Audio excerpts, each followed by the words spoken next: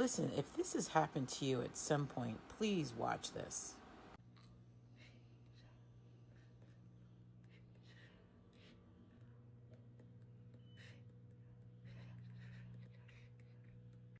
So if your loved one with dementia is grinding their teeth, that's not random.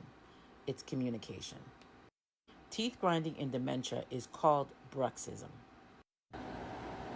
You're sitting there. Maybe it's daytime, maybe it's nighttime, maybe it's quiet for once, and then you hear it. That grinding, clicking, repetitive jaw movement.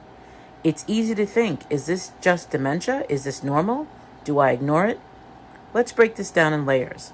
On the surface, it looks like a repetitive behavior, but neurologically, dementia can disrupt the brain circuits that control automatic muscle movements.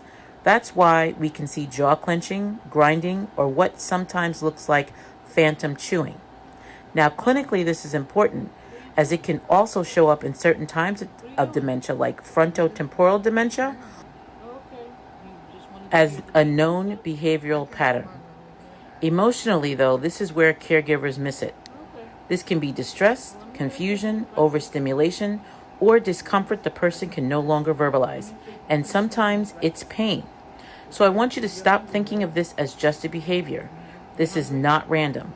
This is the nervous system trying to regulate itself or signal that something is wrong. So here's what I want you to do if you're seeing this. I want you to check 3 things.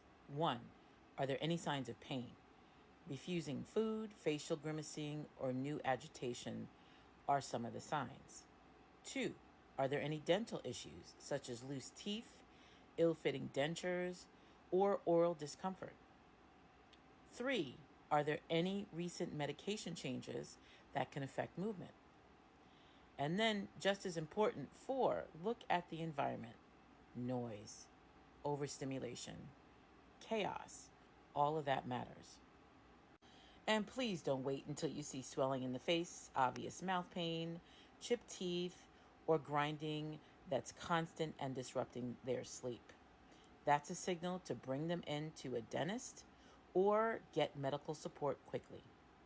Caregiving is not just about doing tasks.